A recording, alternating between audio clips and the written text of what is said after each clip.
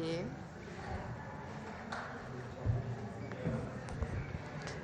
Bueno, antes de iniciar, falleció un gran escritor, Vargas Llosa. Más allá de las diferencias políticas, siempre hay que reconocer la grandeza de un escritor. Entonces vaya nuestro reconocimiento, nuestras palabras y el pésame a sus familiares. Bueno, el día de hoy, siéntense, por favor.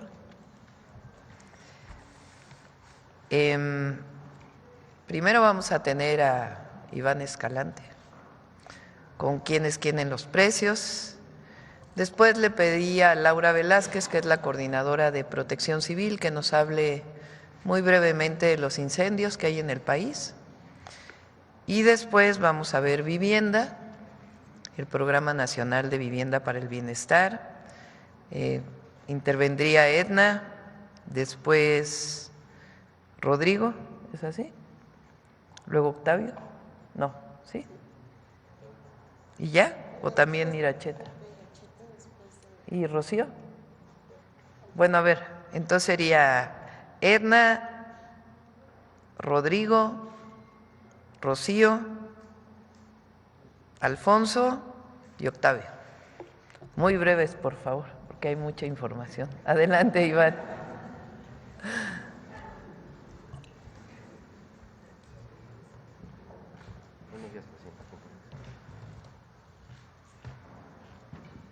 Muy buenos días a todas y a todos quienes quieren los precios.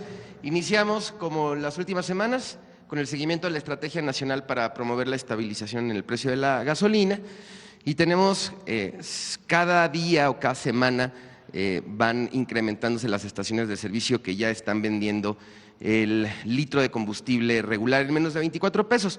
Al viernes de la semana pasada ya tenemos un 82.3% de estaciones que se adhirieron a la estrategia, y el precio promedio de la gasolina va disminuyendo y ahora está en 23,65, esto en beneficio de las familias mexicanas. Adelante. En coordinación, tenemos una mesa encabezada por la Secretaría de Energía, instruida por nuestra presidenta, en donde participamos ASEA, Profeco, la Comisión Nacional de Energía, Pemex, SAT, Sedena y la Secretaría de Seguridad. Y en las últimas semanas hemos realizado 6 operativos en Chiapas, Estado de México, Hidalgo, Morelos, Puebla y Querétaro. Aquí todas las instituciones lo que hacemos es revisamos que las estaciones tengan sus permisos actualizados, los impactos ambientales, las medidas de seguridad y que vendan litros completos. Entonces, en estos operativos, prácticamente hace 2 meses iniciamos. La ASEA ha clausurado 34 estaciones de servicio por incumplimientos ambientales y de seguridad, y Profeco ha inmovilizado 225 instrumentos por no vender litros completos o por tener también algunos errores y no cumplir con las normas oficiales. Vamos a continuar con nuestros operativos. Aquí están algunas fotografías. Adelante. Bien. Queremos destacar, así como estamos destacando que el precio de la gasolina, la mayoría de las estaciones están en 24 pesos, también queremos dar esta buena noticia porque va en cumplimiento con lo que ofreció nuestra presidenta en la campaña de no incrementar en términos reales los precios tanto de la canasta básica como de la gasolina. Y aquí se demuestra, en noviembre el precio promedio de la canasta básica estaba en 886 pesos con 45 centavos y a final de marzo está en 845.99, disminuyendo un 4.6% el precio promedio de la canasta básica, que recortamos es esta canasta de 24 productos. Adelante. Bien, en nuestro monitoreo precisamente de la canasta básica, la más barata que encontramos, Bodega Aurrerá Unidad Camino Real en La Paz, Baja California, 748 pesos con 60 centavos, palomita. Y la más cara, H-E-B Saltillo República, 1012,25 en Saltillo, Coahuila, Tache. Continuamos, 3 ciudades, Alcaldía Álvaro Obregón, Ciudad de México, la más barata, La Comer El Olivar, 820,65, palomita. La más cara, Bodega Aurrerá Santa Lucía, 956,90, Tache. Durango, la más barata, Soriana Hiper 20 de noviembre, 816,80. Palomita. Y Ley Juventud, la más cara, 983,85, tache. Tijuana, Baja California, la más barata, 772,90 a precio capistrano, palomita. Y la más cara, Soriana Super Libertad, 926,90, tache.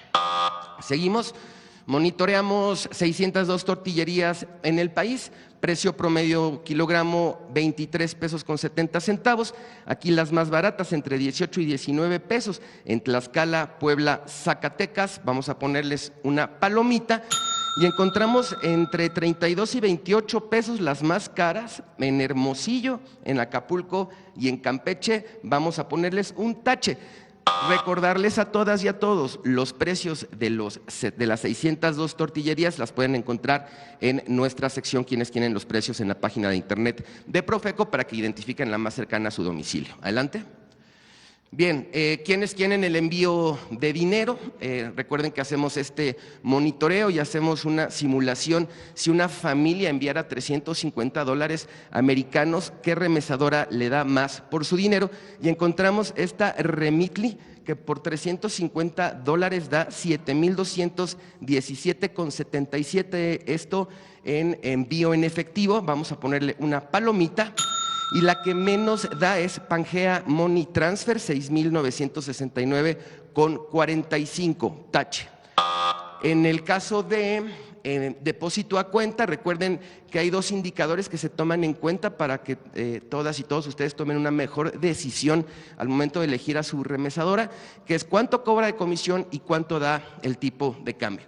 Entonces, aquí en depósito a cuenta tenemos que Remitly es la que da más por su dinero, vamos a ponerle una palomita, y la que menos da es Hum, vamos a ponerles un tache.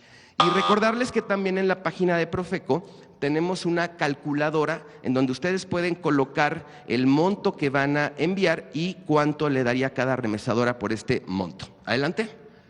Bien, en la revista del consumidor de abril, 2 platillos sabios en concordancia con la estrategia Vive Saludable, Vive Feliz, para que lo hagan con sus familias. Y para las niñas y niños en estas vacaciones les enseñamos cómo hacer gises de colores para que los puedan hacer en familia. Adelante.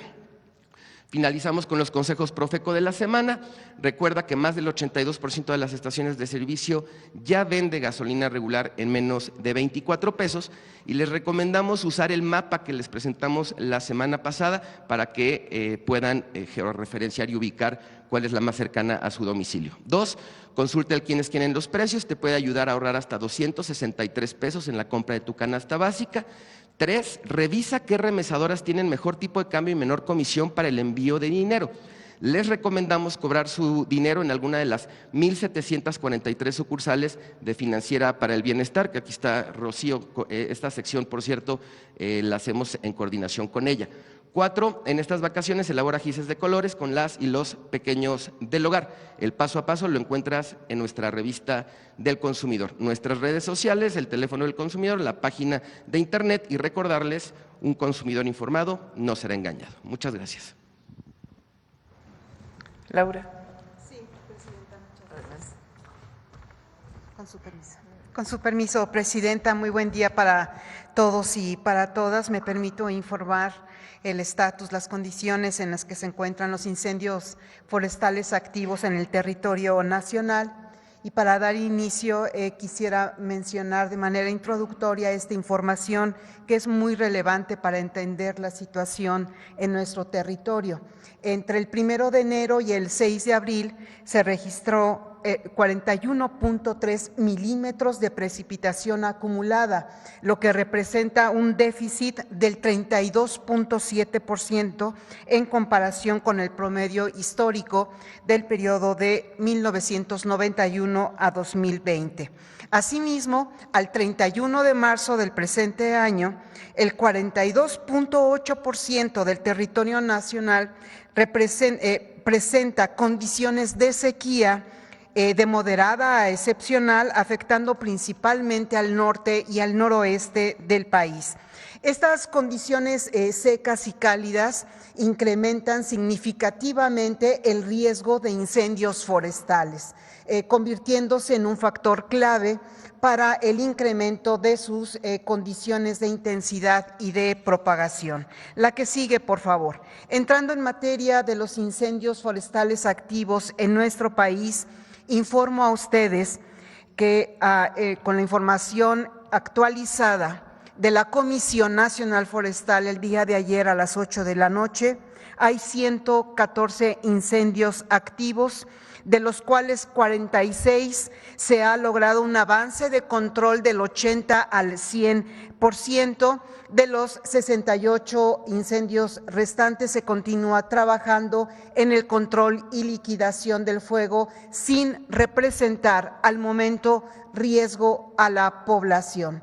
De estos 114 incendios activos, se encuentran ubicados en 23 entidades federativas y de los que se encuentran como incendios en áreas naturales protegidas, vemos a 20 incendios. Los estados en donde tenemos el mayor número de incendios activos están Chihuahua, Michoacán, Oaxaca, Guerrero y Morelos, en donde más adelante haré referencia.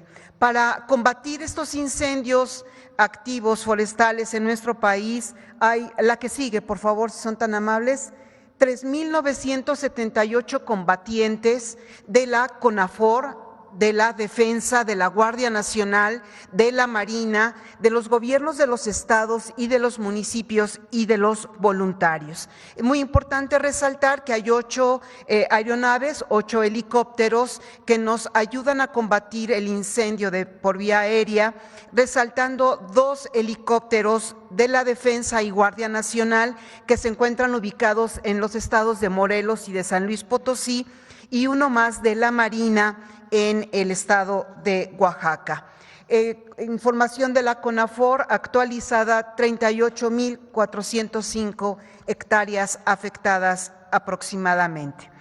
Entrando al tema de Morelos, que es un tema que nos ha ocupado, ya tenemos 3 días en el estado de Morelos trabajando de una manera coordinada con el estado y con el municipio. Se reportan 10 incendios en el estado, de los cuales 4 de ellos se encuentran en Tepoztlán, de los cuales 2 ya se encuentran controlados al 100%. De estos 2, en el kilómetro 63 y Santo Domingo, controlados al 100%, y nos hemos trasladado el centro de mando a la comunidad de Amatlán en Tepoztlán, que es el lugar en donde tenemos ahorita el incendio forestal. Sin embargo, Presidenta, informa a usted y a todos ustedes que ahorita mis compañeros que se encuentran allá de la Defensa, de la Guardia Nacional, del Estado, municipio y de la Coordinación Nacional de Protección Civil me dicen que ya no hay indicios de fuego, solo humo. Habrá un sobrevuelo para identificar en qué condiciones se encuentra este incendio. Y para concluir, Presidenta, compañeras, compañeros, en Tepoztlán estamos trabajando. El incendio más importante está en una comunidad, repito, en Amatlán, en Las Tirolesas. Tenemos un avance ya del 50% del control y un 40% de liquidación, y se han acumulado una extensión afectada de aproximadamente 750 hectáreas. Como ya lo mencioné, está el puesto de mando unificado de los 3 niveles de gobierno aquí en Amatlán. Asimismo, más de 400 combatientes de los 3 niveles de gobierno enfocados en combatir el incendio, y otros tantos trabajando con la comunidad para dar recomendaciones, que no se acerquen al Teposteco y que tengan medidas de precaución y de respeto al trabajo que se está realizando. Afortunadamente tenemos un trabajo muy coordinado con el Estado y el municipio, quien nos ha ayudado a ser interlocutores con la población. Ahí se encuentra un helicóptero de la Defensa, de la Guardia Nacional, que nos está ayudando junto con 400 elementos más a combatir los incendios. Espero que el día de hoy las condiciones climáticas nos ayuden para ir avanzando. Ninguno de los incendios activos que se encuentran en el territorio nacional representa un riesgo a la población hasta el momento. Eso sería todo, Presidenta. Gracias.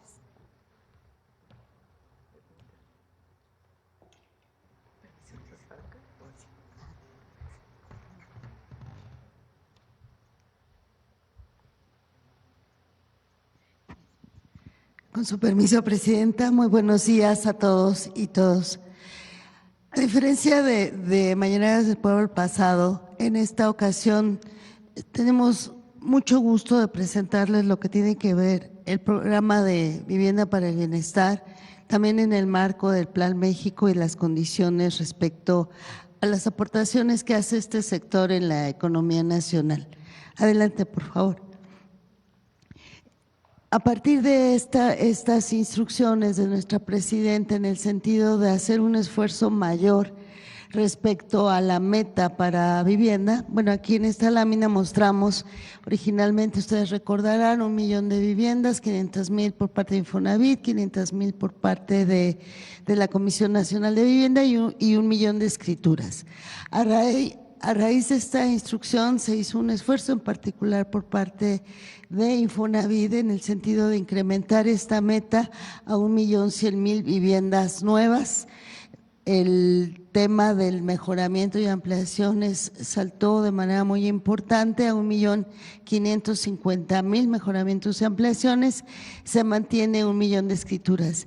¿Qué significa este incremento y en general este programa tan noble? 13.1 millones de personas serán beneficiadas, calculando el promedio nacional de 3.6 personas por hogar. Adelante.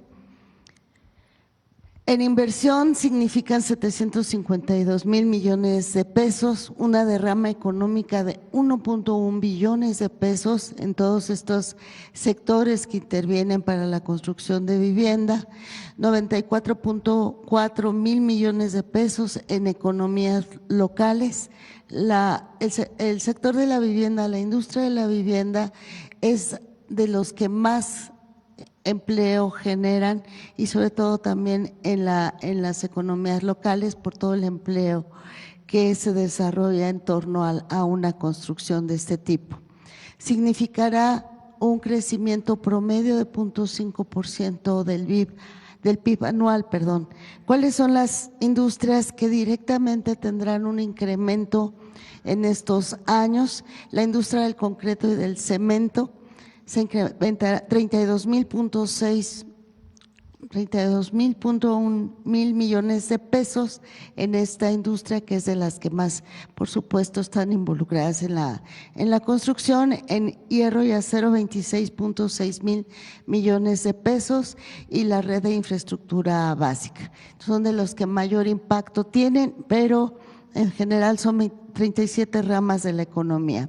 Se generarán 9.6 millones de empleos directos y 14.4 de empleos indirectos. Adelante. Se están haciendo un comparativo respecto a años anteriores. El año pasado se construyeron 130,000 viviendas de los estratos de población a la que se dirigen los programas, y en este año van a ser 186,000 viviendas. Entonces, solo para la población con un ingreso hasta de 2 salarios mínimos. El resto seguirá seguramente creciendo de manera importante. Las familias de ingresos destinan hasta el 60% de sus recursos en gastos asociados a la vivienda. Entonces, con el programa se busca que no rebase el 30% de su salario. Y además de otros beneficios, el fortalecimiento de la organización social, la disminución de asentamientos irregulares, el acceso directo a la vivienda, fomento del comercio local, que es lo que hemos visto que adquiere una importancia muy grande, los mejores servicios públicos y mejores oportunidades laborales y educativas. La que sigue, por favor. Para 2005, como decía, 186,000 viviendas nuevas, 86,000 a través de la Comisión Nacional de Vivienda, 100,000 a través de Infonavit, 300,000 apoyos directos para mejoramiento y ampliación y 120,000 escrituras. Además, está el tema de FOVIST, que ya muy pronto, por instrucciones de la presidenta, tendremos un programa también de vivienda nueva. Este todavía no está incorporado en esta meta. La inversión total será de más de 128,000 millones de pesos, conforme lo presenté para los 6 años. Aquí está cómo se expresa para este año en derrama económica, 196,000 millones de pesos.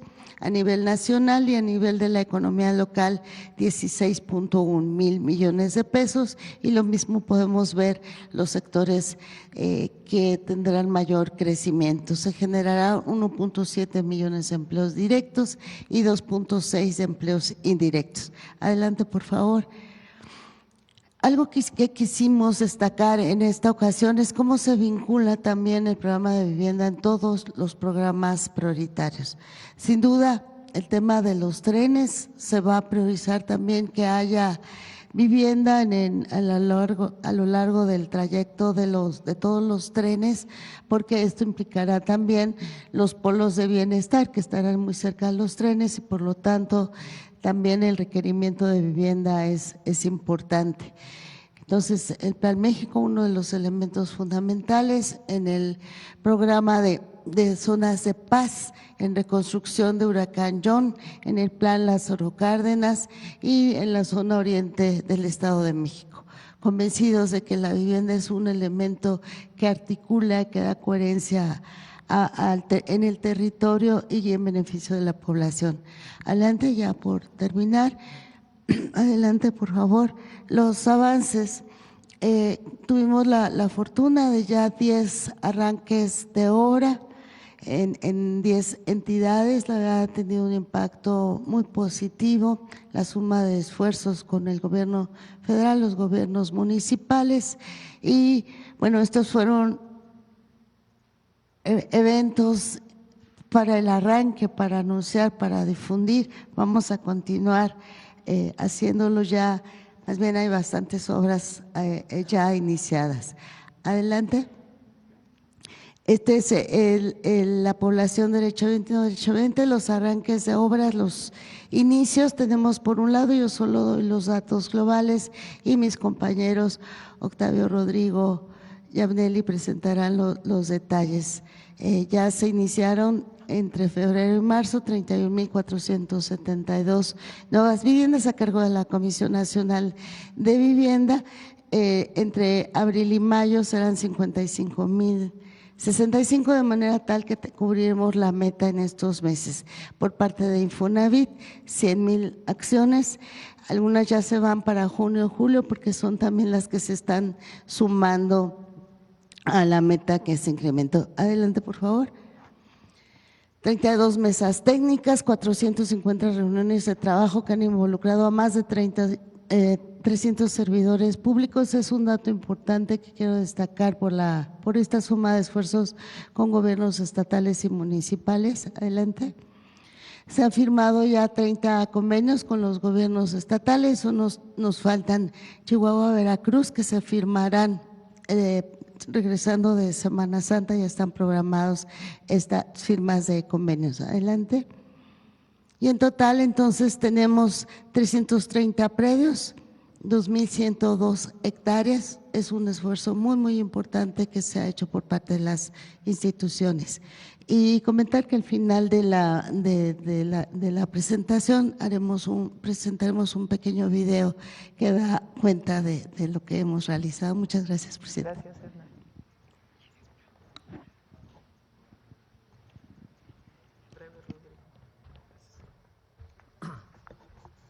Con su permiso, presidenta. Buenos días a todas y a todos. La que sigue, por favor. Ya en estas láminas presentamos algunas imágenes de los renders de los edificios que vamos a construir. Ya son diseños que están ya en los proyectos ejecutivos. A la CONAVI, para el sexenio, le tocan 500,000 viviendas y 300,000 mejoramientos. Hemos estado ya trabajando en 148 predios que suman 751 hectáreas de una proyección de 96,593 viviendas. Esa es la reserva territorial que nos ha aportado la Federación, los estados y los municipios. ya entregamos en 10 municipios de la zona oriente del Estado de México 50,000 mejoramientos, y en este mes de abril y mayo entregaremos los otros 50,000 y terminaríamos con 100,000 mejoramientos en el Estado de México. La meta que tenemos como CONAVI para este 2025 son 86,000 viviendas que van a generar empleos directos 387,000 y empleos indirectos 580,000.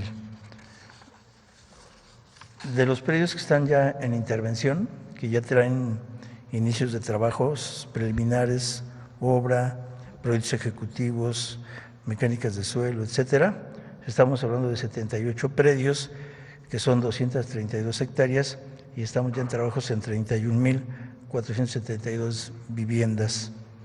El universo asignado al CONAVI y se dispone para que se están en proceso de integración 44 predios que suman 463 hectáreas y son 55,065 viviendas. Esto nos da, ya con estos 122 predios, la meta para este año de 86,000 viviendas. La que sigue, por favor. Aquí les quiero presentar un concepto que estamos trabajando en un predio del estado de Hidalgo, que quiero destacar dos cosas. Una, son 1,410 viviendas, pero no las tenemos como una sola unidad habitacional, sino que generamos como núcleos habitacionales para generar mejores condiciones de administración y desarrollos en los grupos más compactos. Y tenemos una área de ocupación de desplante del 22% y una área de, digamos, libre del 77%. Es un poco plantear, son 1,410 viviendas, pero distribuidas en núcleos habitacionales que nos permiten generar mejores condiciones de desarrollo para los que iban a habitar. La que sigue, por favor. Les vamos a presentar como diseños que estamos trabajando en Renders, Hidalgo. La que sigue, por favor. Yucatán, que son viviendas de carácter horizontal. La que sigue, por favor. Colima. La que sigue. Puebla. La que sigue, por favor. Y estamos ya trabajando en lo que va a ser la incorporación del padrón a los proyectos de vivienda, que es aquí lo que es importante señalar, que no se dejen sorprender. Estamos todavía en el proceso de obra. Nosotros queremos tener un avance de la obra para poder empezar a generar los padrones de vivienda. Las convocatorias y la difusión serán en zonas de muy alta marginación y alto riesgo. El registro de solicitantes se llevará a cabo en los módulos instalados en los polígonos de atención prioritaria. Los pueblos, colonias y barrios, zonas de población de muy alta marginación, que han sido publicados en diciembre en el Diario Oficial, es decir, son zonas que ya están definidas que vamos a trabajar. Vamos a hacer una propaganda oficial con carteles a través de la página web, en asambleas informativas y en visitas domiciliarias. El proceso de integración va a ser muy sencillo. Vamos a determinar a partir del suelo cuáles son las zonas prioritarias que se van a incorporar a ese predio. Vamos a hacer la convocatoria y la fusión a través de canales oficiales. Vamos a generar la captación de la demanda y la integración a los proyectos de vivienda. Eso sería todo, Presidenta. Muchas gracias a todos y todos. Seguía Rocío, creo, ¿no? Para de una vez con lo de los créditos.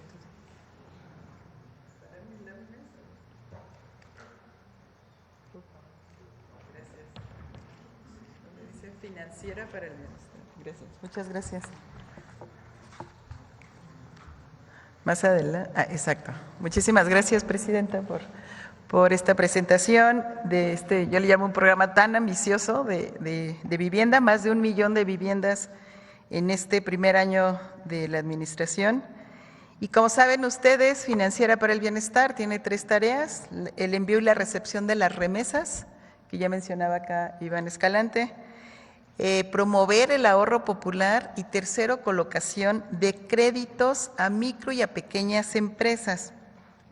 Por instrucciones de la presidenta, vamos a apoyar también ahora en el tema de vivienda y tal como vamos a operar, es en la que sigue, por favor, es que firmamos un convenio con la CONAVI.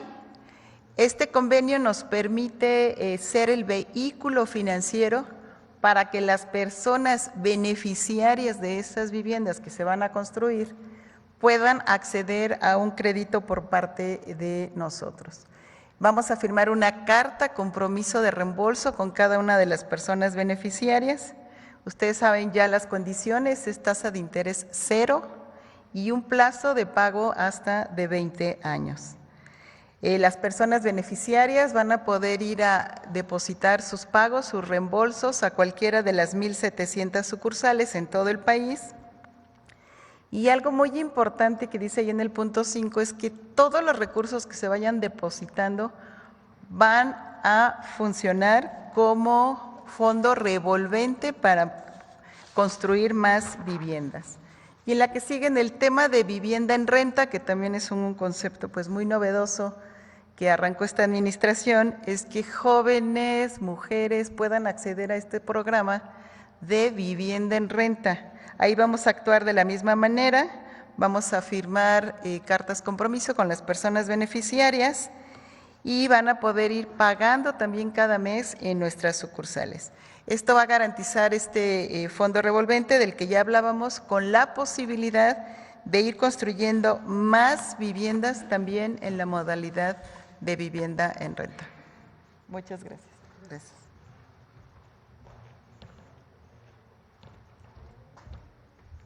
Con su permiso, Presidenta. Buenos días a todos y todas. Les vamos a presentar los avances que estamos teniendo en materia de regularización de la tenencia de la tierra. La siguiente, por favor. En el marco del Plan México, la regularización tiene impactos económicos muy fuertes en las comunidades en donde les damos la certeza jurídica. Aquí menciono algunas muy brevemente.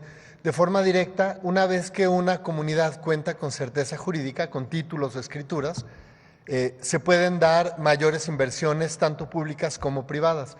Desde el lado público, una vez que ya está regularizada una colonia, que ya está reconocida como parte de la zona urbana, pueden llevarse a cabo todo tipo de inversiones públicas para servicios básicos, pavimentación, agua, drenaje, etcétera, pero también para espacios públicos, para parques, para plazas y todo lo que tiene que estar en el entorno urbano. Pero desde el punto de vista privado, también detona un proceso de inversión muy importante. Al tener ya certeza jurídica, es posible impulsar negocios, impulsar todo tipo de actividades económicas que antes están muy limitadas justamente por la falta de certeza del mediano y largo plazo de qué pasa con la propiedad. Igualmente, una vez que una familia tiene un título de propiedad, y esto es particularmente relevante en las comunidades más vulnerables, estimamos que el valor de la propiedad puede crecer entre 2 y 3 veces, por el simple hecho de saber que tiene un documento legal que avala la legítima propiedad de la persona o la familia que está ahí, y esto fortalece sustancialmente el patrimonio de todas las familias. Igualmente, una escritura permite acceder a financiamiento, tanto público como privado, para impulsar algún negocio, cualquier tipo de emprendimiento, para mejorar, para ampliar la vivienda. Y en ese sentido, a partir de esta certeza jurídica, hemos identificado una derrama económica aproximada de 500 millones de pesos, esto únicamente es para el año 2025, en donde a partir del título de propiedad las familias deciden en muchos casos que ya pueden impulsar un mejoramiento, una ampliación y una serie de obras que se pueden llevar a cabo tanto de la vivienda como desde fuera. La siguiente, por favor. Aquí, Presidenta, mostramos los avances que tenemos ya en escrituras entregadas. Al día de hoy estamos acercándonos ya a las 10,000, que es un corte importante. En cada una de estas cifras pueden ver el avance que tenemos en cada uno de los estados. Aquí yo quisiera destacar el caso del Estado de México y de Oaxaca, pero en particularmente del Estado de México, ya que es una de las entidades prioritarias para avanzar en materia de regularización de la tenencia de la tierra. La siguiente. Finalmente, Aquí les mostramos los avances que tenemos en inicio de los procesos de regularización en el Estado de México. Como pueden ver en el mapa, los municipios que están remarcados en verde es en donde ya iniciamos el proceso. Se concentran fuertemente en el oriente del Estado de México y al día de hoy tenemos ya intervenciones en más de 13 municipios. Aquí solamente menciono los más importantes, pero sobre todo estamos hablando de más de 30 ejidos con quienes ya estamos trabajando con plena voluntad. Al día de hoy ya rebasamos los 250,000 lotes respecto a los cuales ya contamos anuencia para iniciar los trabajos a nivel ejidal, pero por lo que tenemos programado para este mes, yo estimo que en abril vamos a rebasar ya los 300,000 lotes, lo cual nos da pie para el cumplimiento de las metas, en particular en el oriente del Estado de México. ¿Sería cuánto? Gracias. Yamneli, pero se me olvidó Yamneli, luego al final.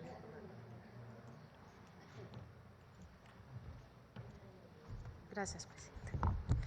Buenos días a todas y todos. Con el permiso de la presidenta, presento los avances del FOBISTE. Como saben, el decreto emitido por la presidenta Claudia Sheinbaum Pardo fue publicado el miércoles 9 de abril. Contiene el programa de apoyo para las personas acreditadas del FOBISTE y pues una muy buena noticia, también ya con los acuerdos de la Junta Directiva del ISSSTE que se publicaron el pasado viernes. A partir del día de hoy comenzamos la aplicación de estos beneficios, mismos que serán retroactivos al 1 de enero, y también decirles que los haremos de manera centralizada, sistemática y desde nuestra plataforma tecnológica. Y aquí quiero comentar ¿en qué consisten estos apoyos? Apoyos a personas jubiladas y pensionadas consiste en la reducción de intereses, en el ajuste en su pago de acuerdo a su ingreso y en las quitas, es decir, el monto que no se alcance a cubrir será eliminado de su crédito para ayudar a las personas pensionadas y jubiladas. Apoyos para liquidar créditos. Se condonará la deuda para todas las personas acreditadas que ya pagaron 2 o más veces el monto que se les prestó, el saldo en su crédito sea inferior al 10% del monto que se les prestó o tengan un crédito con más de 30 años de antigüedad. Apoyo a personas fuera del sector. Aquí hacemos un llamado a todas las personas que ya están fuera del sector y que obtuvieron su crédito cuando eran personas servidoras públicas, decirles que los vamos a estar buscando para proponerles un acuerdo amistoso, porque habrá ajuste de pago en función a su ingreso, quitas para la reducción de su saldo, condonación de intereses y haremos liquidaciones anticipadas con descuentos y quitas. Aquí comparto los mínimos y máximos de condonación de deudas e intereses. El importe mínimo por concepto de condonación de deuda es de 23,257 pesos y hasta por un monto de 1,163,748 pesos.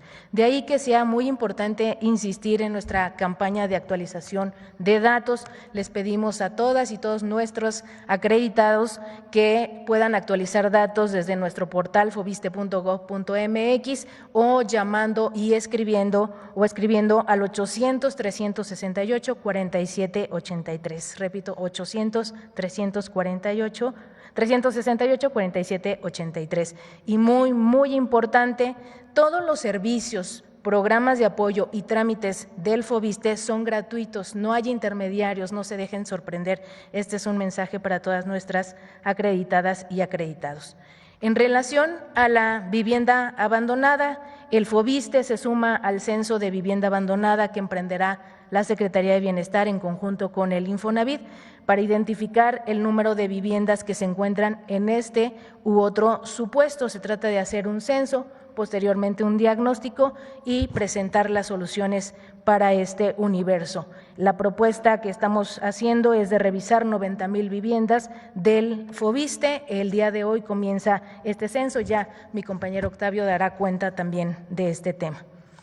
Y en el marco del Plan México que recientemente presentó nuestra presidenta, el FOBISTE tiene una meta de otorgar 38,000 créditos con una inversión de 37,807 millones de pesos y una generación de empleo de 228,000 directos e indirectos. Y aquí quiero compartir 3 de los créditos que estamos promoviendo, que están dentro del marco de un programa social que redefine justamente la vocación social del FOVISSSTE y es FOVISSSTE Mujeres. Es un crédito que creamos en el marco del Día Internacional de las Mujeres con una tasa preferencial de 2 y 3.5% y es para todas nuestras compañeras servidoras públicas y pensionadas para garantizar el derecho a la vivienda y también a la propiedad. Tenemos el crédito Tú Construyes, que es para incentivar la autoproducción de vivienda con asistencia técnica. Aquí hicimos una simplificación de trámites, quitamos requisitos, hicimos disminución de costos porque quitamos la empresa constructora, la empresa supervisora, la fianza, el seguro de calidad, hay acompañamiento con asistencia técnica y en lugar de 4 administraciones tenemos una sola. Les pedimos a todas las personas acreditados y a toda la derechohabiencia que se puedan inscribir y sumar a este crédito para quienes quieran construir su casa con asistencia técnica y también hacemos un llamado a los asistentes técnicos a que se sumen a la convocatoria para ser parte del equipo del FOVISSSTE. Y tenemos Renovaviste, que es el crédito para mejorar vivienda. Este es un crédito en pesos que se puede pagar de 1 a 3 años para mejorar vivienda y el monto máximo de crédito otorgado es de 208,000 pesos y se puede solicitar hasta 3 veces. Estamos justamente en la transformación del FOVISSSTE, recuperando la vocación social. Es cuando. Ahora sí, Octavio. Con su permiso, Presidenta. Muy buenos días a todas y a todos. Vamos a hacer un recuento del estado que guarda el Infonavit al día de hoy y hablar un poquito acerca del programa de vivienda de manera breve, Presidenta.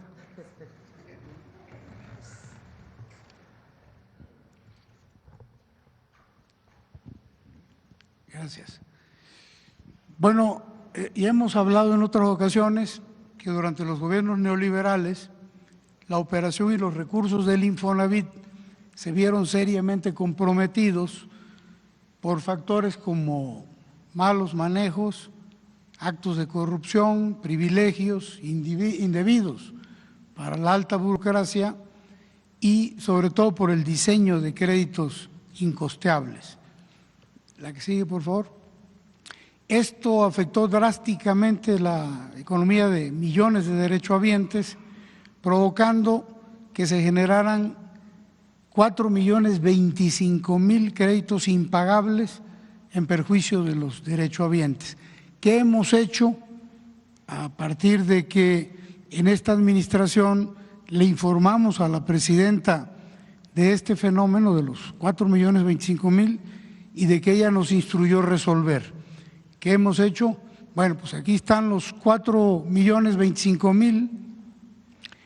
Desde el 11 de noviembre del año pasado congelamos 2 millones. Este año, el 21 de febrero, con la nueva ley del Infonavit, congelamos los otros 2 millones. Si ya están congelados los 4.025.000. Ese congelamiento no resuelve el problema, porque hay mucha gente que tiene muchos años pagando, de manera que hay que darle beneficios adicionales, tales como disminución de interés, disminución de mensualidades y quitas en los saldos. Bueno, al día de hoy, a 625.000 de este universo, ya les disminuimos tasa, mensualidad y saldo. En el mes de mayo se van a sumar 240.000 más que también van a tener beneficios de disminución de tasa de interés, mensualidad y saldo. En julio de este año, entre el día 1 y el 31, se suman 500.000 más. Van a tener una disminución de tasa al 4% y también disminuciones de saldo y mensualidad fija. Y en el último trimestre de este año entrarían, y esto va a durar el último trimestre de este año y los primeros meses del próximo año, 1.700.000, que van a tener disminución de tasa, descuentos al saldo y mensualidades. Todo esto va a ser de manera automática. Van a restar 960,000 derechohabientes que por lo emproblemado de sus asuntos, porque cayeron en cartera vencida, porque tuvieron reestructuraciones, porque ya se complicó, se requiere que acudan a las delegaciones del Infonavit. Esto ya lo están haciendo desde marzo de este año. Entonces, este es el estado que guarda y esperamos que a principios del próximo año los 4.025.000 ya estén en condiciones de poder pagar sus créditos y acceder a sus viviendas. La que sigue. Además de los créditos impagables, estas administraciones neoliberales cometieron innumerables actos de corrupción, la que sigue, fraudes por juicios masivos, aquí se afectaron a 373,000 derechohabientes, fraudes inmobiliarios por ventas sucesivas de vivienda, fraudes contra el ahorro de derechohabientes, fraudes cometidos por coyotes, usando la marca del Infonavit, corrupción de funcionarios del Infonavit, fraudes inmobiliarios donde se usurpaba la identidad de los derechohabientes y fraudes contra las garantías hipotecarias que dejaban los constructores al Infonavit. No solo, en algunos casos dejaban tierras que ya estaban hipotecadas, en otros casos dejaban hasta avionetas que no volaban. Bueno, de todo esto hay 38 denuncias interpuestas y estamos preparando 3.405 que las vamos a ir poniendo de manera sistemática en las próximas semanas. La que sigue, por favor.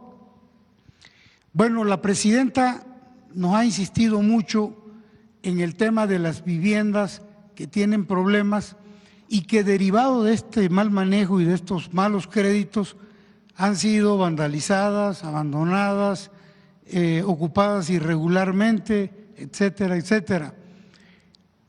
Son 845,000, es una cantidad muy grande de viviendas y para poder resolver el tema de estas viviendas emproblemadas, hemos firmado un convenio de colaboración con la Secretaría del Bienestar para hacer un censo. ¿Cuál es el estado que guardan estas viviendas? ¿Cuántas hay abandonadas? ¿Cuántas vandalizadas? ¿Cuántas ocupadas irregularmente?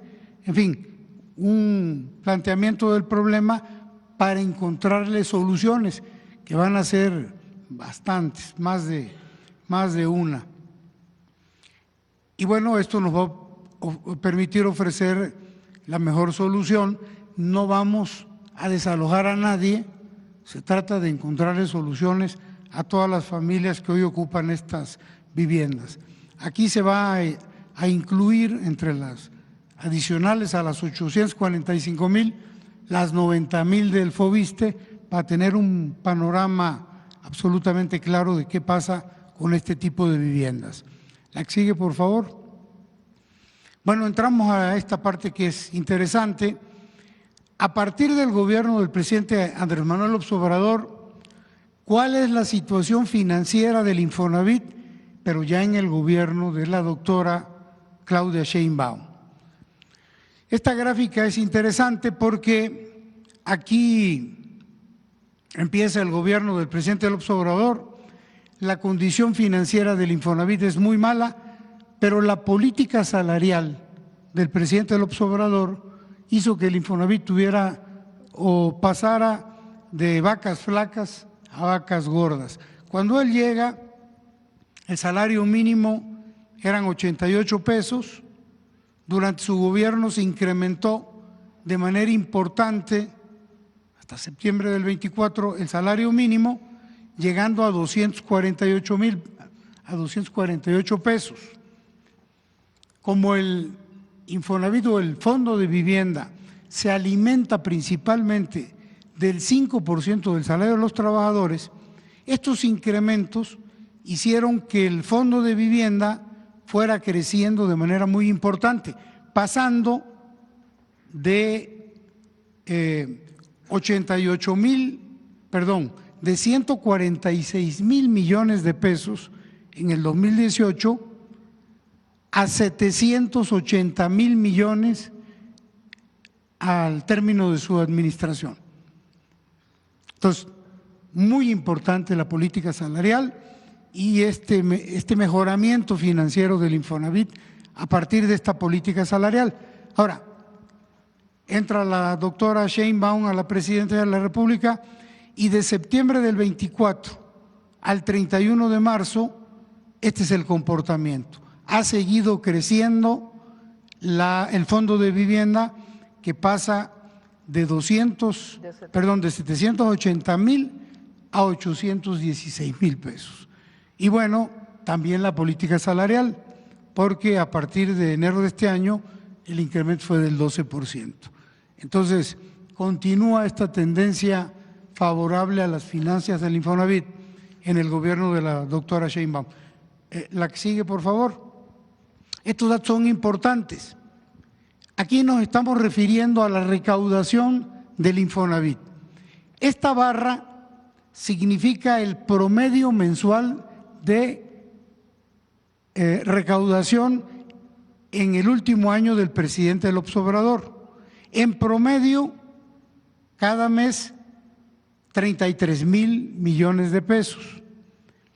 De octubre a marzo 25, ya el gobierno de la doctora Sheinbaum, el incremento es de 34,000, es decir, se ha recaudado 1,000 millones de pesos mensuales adicionales. Este es un buen dato. Y bueno, ¿cómo ha sido la colocación de créditos? ¿Cómo fue en el gobierno del presidente? En promedio, en su último año de gobierno, mensualmente se colocaron 19,000 millones de pesos. A partir del inicio de este gobierno, de octubre y hasta fines de marzo, 21,000. Estamos hablando de una colocación mensual de más de 2,000 millones de pesos. Entonces, en ambos rubros, tanto en recaudación como en colocación de crédito, en este gobierno se ha seguido incrementando los valores positivos en el Infonavit. La que sigue, por favor. Aquí hablamos del fondo de vivienda, que son los 780,000 millones en el gobierno del presidente, lo que nos dejó el presidente López Obrador, y lo que está en caja, en tesorería en el Infonavit. La suma del fondo más lo de caja, 840,000 millones. En estos 6 meses de gobierno de esta administración, el fondo de vivienda creció de 780 a 816 y también lo que tenemos en la tesorería. De manera que el incremento total del recurso pasó de 840 a 916, casi 80,000 millones de pesos más. Este es el dinero que vamos a ocupar para la construcción de viviendas.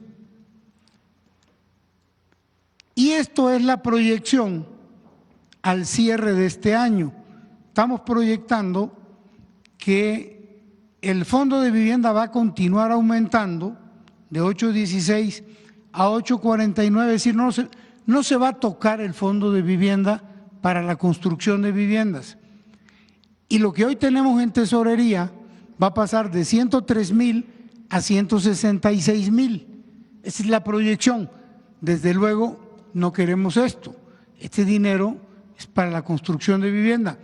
Estamos muy sobrados con relación a la meta, Presidenta, por eso también podemos pensar en que se incremente la construcción de viviendas desde el Infonavit. Pero bueno, los datos son bastante positivos. La que sigue, por favor. Y ahora ya entraríamos al programa de vivienda, la que sigue. Esto es lo que llevamos en términos de la construcción. Bueno, ya tenemos firmados,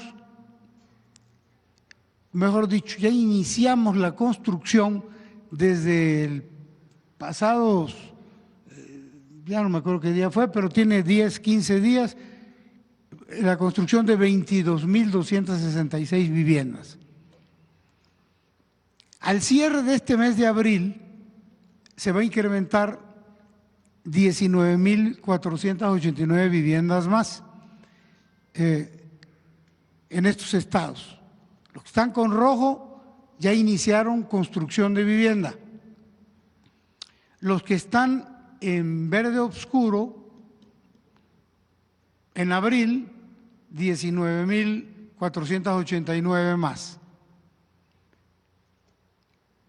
En mayo vamos a agregar 9.880 viviendas adicionales. Aquí debió haber sido el color verde bajito, el verde oscuro, nomás que no sé qué pasó, le cambiaron el color, pero bueno, en lugar de este color es el verde bajito, 9.800 viviendas más, de forma tal que a fines de mayo ya habremos iniciado la construcción en 51.600 viviendas, es decir, poquito más de la mitad de lo que tenemos de objetivo en este año.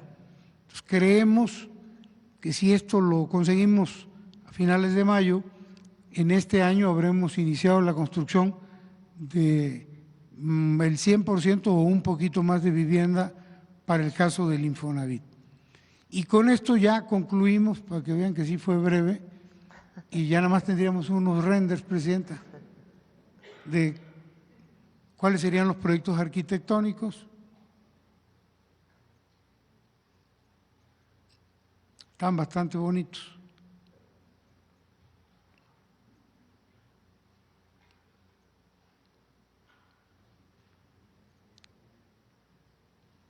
Están igual de bonitos que los de la CONAVI. Eso es cuanto, Presidenta. Gracias. Muy bien, ahora sí vamos a las preguntas. A ver a quién.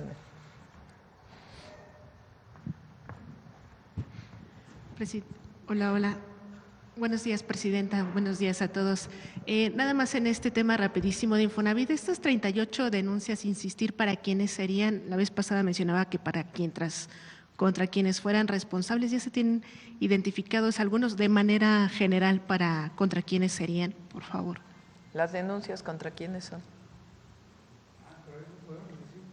Ok.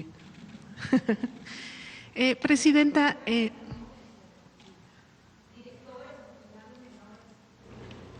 personas involucradas.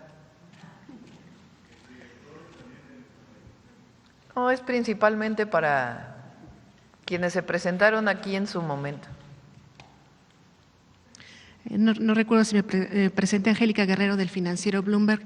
Presidenta, en los últimos días el secretario de Economía ha mencionado que posiblemente Estados Unidos anuncie por este trato preferencial descuentos arancelarios en el tema de automóviles dependiendo de la marca y el modelo del auto. ¿En qué consistiría esta medida, si es que sí se publica? ¿Y sería una petición del gobierno mexicano de Estados Unidos o un acuerdo que se logró en estas mesas? Hasta ahora recuerden que en el caso de los aranceles automotrices se dividen en dos. Uno es para el vehículo completo que se exporta a los Estados Unidos y otro es para las autopartes. En el caso del vehículo completo, lo que salió publicado es que es el 25% de arancel con un descuento de aquello que se fabrica en Estados Unidos. Recuerden que aquí hemos platicado de muchas partes que van y vienen de uno y otro lado de la frontera. Hasta ahora, pues es lo que se descontaría en el caso del vehículo completo. En el caso de las autopartes, parte de cero el arancel. No, en este momento no hay aranceles, esperando que la Secretaría de Comercio o el Departamento de Comercio de los Estados Unidos ponga un arancel dependiendo del tipo de autoparte. Entonces, hasta ahora eso es lo que tenemos. Hay una comunicación permanente del secretario Ebrard con el secretario Lutnick y ahí se está viendo pues todo este proceso. Además de lo que estamos buscando negociar en acero y aluminio. Pero en marca y modelo mitigaría el impacto sobre los aranceles en México. Vamos a ver, yo no quisiera adelantar. está sobre la mesa y ya se estaría anunciando pronto. Y bajar también a 16%, también mencionaba el secretario de Economía. ¿Se refería, ahí es mi duda, en el tema de automóviles o en el tema de acero y aluminio? ¿Qué se buscará negociar ahí? No quisiera yo mencionar todas las propuestas que estamos haciendo a los Estados Unidos. Vamos a esperar algunos días para ver qué es lo que logramos, si les parece. Presidenta, en otro tema, sabemos que… Obviamente, pues es una disminución importante. Presidenta, en otro tema, sabemos que la Secretaría de Gobernación está en contacto o está teniendo reuniones con las madres buscadoras. Saber hasta cuándo tienen planeado reunirse con las madres buscadoras, con los colectivos. Ya mencionaban que se buscaría agotar el tiempo hasta que ellas hicieran sus peticiones o sus observaciones. Sin embargo, el periodo de sesiones en el Congreso acaba a finales de abril. ¿Se enviaría entonces la iniciativa, ya las aportaciones, a un periodo extraordinario o se esperaría al siguiente? El diálogo va a ser permanente, eso es importante. Ahora, una primera parte tiene que ver con las propuestas que tienen para modificar las leyes que presentamos. Es probable que no nos dé tiempo de aquí a que termine abril y entonces estaríamos pidiendo un periodo extraordinario al Congreso de la Unión, tanto para las leyes relacionadas con personas desaparecidas y también algunas leyes que tienen que ver, leyes secundarias que tienen que ver con la reforma al Poder Judicial, que todavía se están consensando con todas las instituciones y que vienen marcadas en la reforma constitucional. Perdón, para que el 1 de septiembre que entra el nuevo Poder Judicial ya entre con todas las reformas a las leyes secundarias.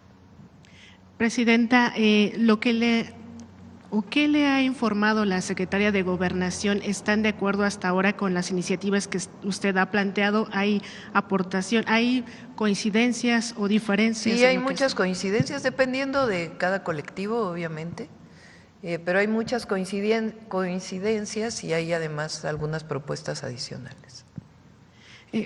Doctora, el fin de semana quería preguntarle, sobre todo conocer su reflexión acerca de lo que sucedió el sábado en una feria de Texcoco. Conocer su reflexión, y bien ya sabemos que usted presentó una iniciativa de México Canta para evitar la apología del delito. Aquí se recalcó en la mañanera incluso que no se prohibiría, que no es el objetivo prohibir el contenido de la violencia, ¿no? Pero hay estados que ya han planteado esta iniciativa para prohibir pues estos contenidos en espacios públicos. ¿Cuál es su opinión, Presidenta? Bueno, en el caso de Texcoco, pues obviamente condenar lo que ocurrió, esta violencia que se generó después de que un grupo se negó a cantar una serie de corridos, de canciones, no sé qué género musicales. Segundo, hay municipios que han decidido prohibir. ¿Cuál es nuestra posición? Nosotros creemos que tiene que ser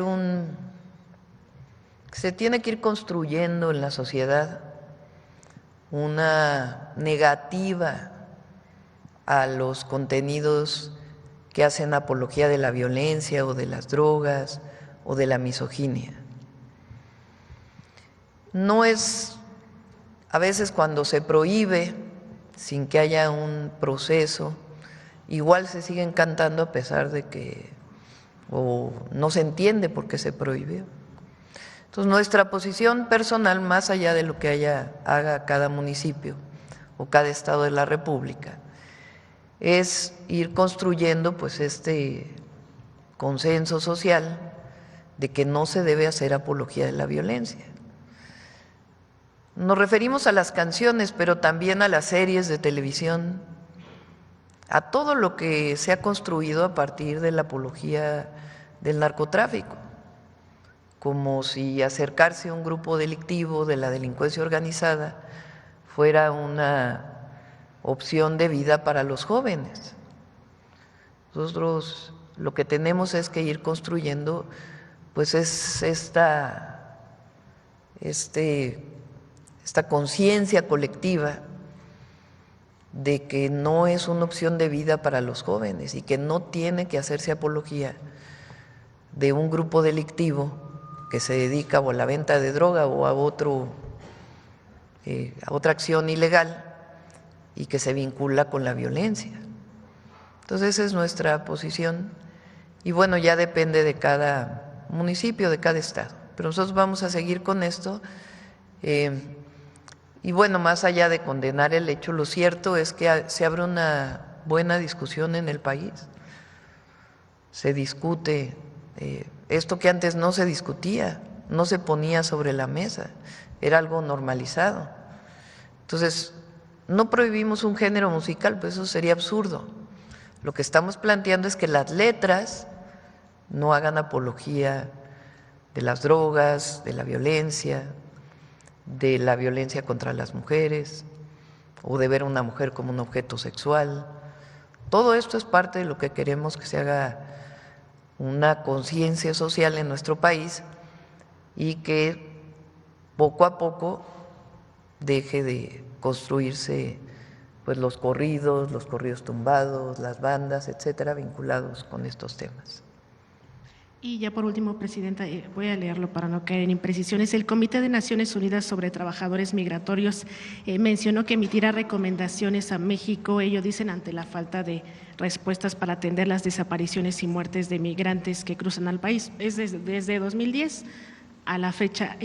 ¿Cuál es su opinión, Presidenta, y qué responderá el gobierno? El día de hoy nos informó el secretario de Relaciones Exteriores que de este comité, de hecho hay un reconocimiento a la política migratoria de México y en todo caso hay dudas, no sé si tienen la portada dice expertos del Comité para la Protección, esto es de 8 de abril del 2025, porque hubo notas en los medios que dijeron esto de la recomendación, pero esto es lo que salió. Expertos del Comité para la Protección de los Derechos de todos los trabajadores migrantes y miembros de sus familias felicitan a México por su postura mundial a favor de la migración y plantean preguntas, muy distinto a una recomendación. Están solicitando mayor información sobre el tratamiento de menores no acompañados y la asistencia a los mexicanos en el extranjero en los Estados Unidos. Así fue el planteamiento que hizo esta comisión y se le van a contestar a las preguntas que está haciendo.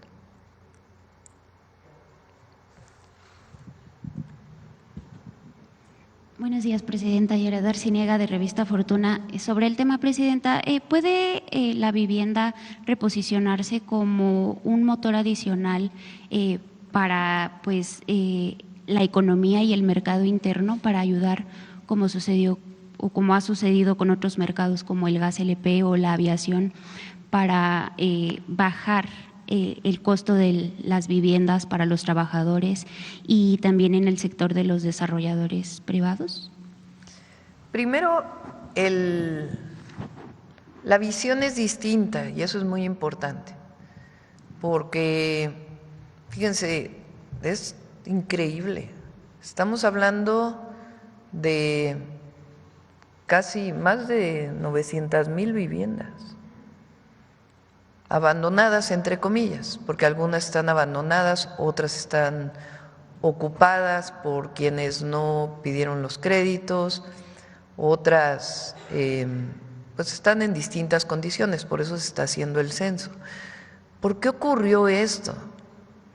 Pues porque se vio la vivienda como un negocio, los créditos del Infonavit como negocio, los créditos de Foviste como negocio, o los créditos inmobiliarios de otro tipo también como negocio. Se construyeron estas viviendas alejadas de los centros de población, sin servicios, algunas de 35 metros cuadrados. Entonces, esa era la política de antes. Nuestra visión es que el acceso a la vivienda es un derecho del pueblo de México.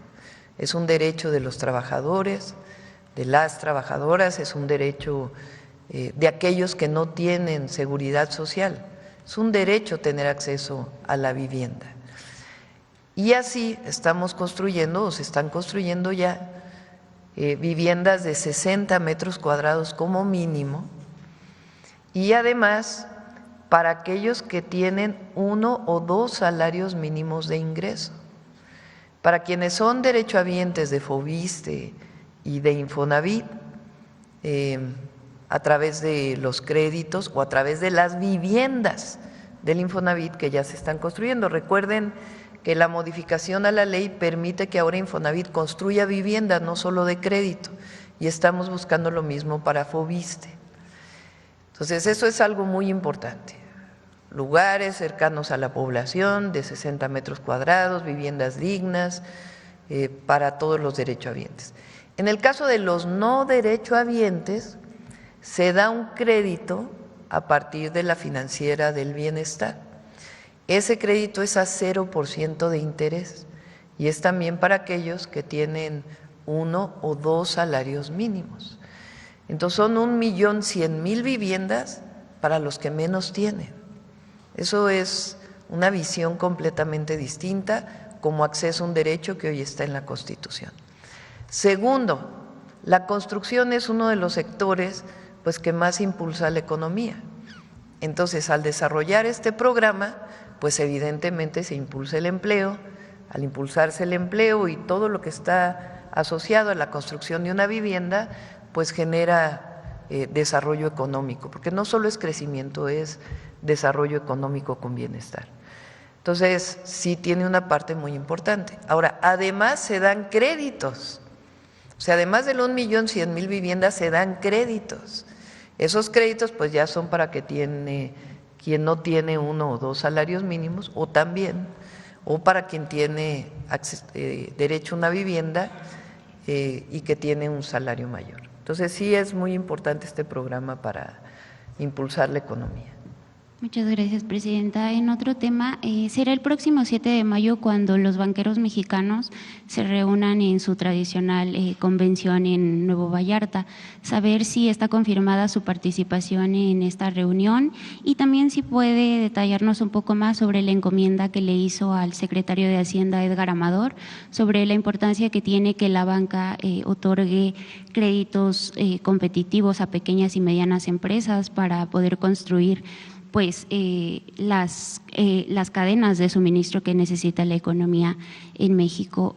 También saber cuál será o cuál sería su mensaje a los banqueros que pues siguen registrando ganancias pues mayores y también que también registran altos niveles de concentración de mercado y baja competencia. Sí, voy a ir a la convención. Le encargamos a Edgar que busque junto con los bancos, tanto de desarrollo como banca comercial, que bajen las tasas. O sea, con todo y que Banco de México bajó la tasa, de todas maneras el acceso a un crédito para una pequeña, una mediana empresa sigue siendo muy complejo. Entonces, también para dinamizar la economía, obviamente sin riesgos, pues es que se bajen las tasas de interés. Entonces, esa es una parte importante de lo que estamos pidiéndole al secretario de Hacienda que platique con la banca. Muchas gracias, presidenta. En otro tema, presidenta, fue en mayo de 2023 cuando el presidente López Obrador dio a conocer durante una conferencia matutina la contratación por órdenes de la ministra Norma Piña de la economista María Fernanda Casanueva como secretaria ejecutiva de Administración de la Suprema Corte de Justicia de la Nación.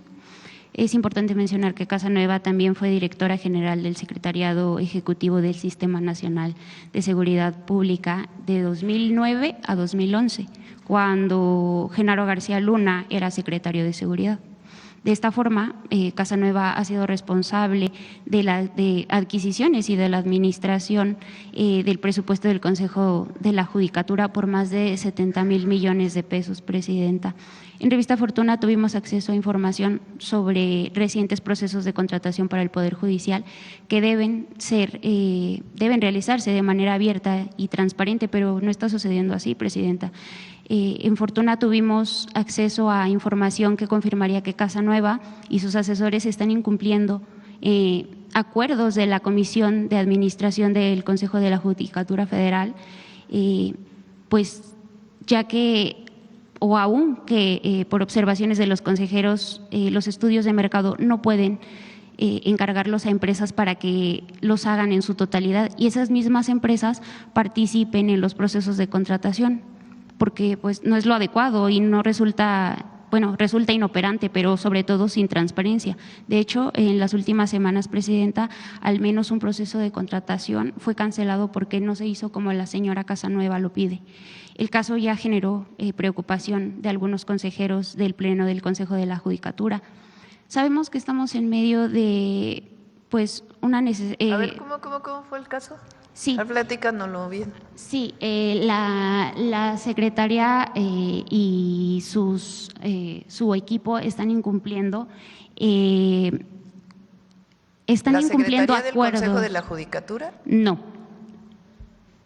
La secretaria que es de la Corte. Ajá, de la Suprema Corte de Justicia, es directora, secretaria ejecutiva de la Administración de la Suprema Corte de Justicia de la Nación. Ella y su equipo están incumpliendo acuerdos de la Comisión de Administración del Consejo de la Judicatura Federal, ya que aun cuando observaciones de los consejeros, pues los estudios de mercado no pueden ser encargados a las empresas y pues que estas mismas empresas sean las que participen en las contrataciones. Está muy bueno. Sí. Tu información muy interesante. De hecho, en las últimas semanas se canceló una contratación porque no se está haciendo como ella lo pide. Si bien estamos en medio de una renovación del Poder Judicial, Presidenta, ¿qué podemos esperar los mexicanos de pues la rendición de cuentas de estos funcionarios que cuando la reforma judicial se lleve de los fideicomisos, cuando ese es un mandato de la Constitución, de la reforma al Poder Judicial? Estos funcionarios, cuando la elección a los ministros se lleve a cabo, Presidenta, estos funcionarios ¿qué podemos esperar? Que rindan cuentas sobre estos. No, pues tiene que hacerse una revisión, una auditoría.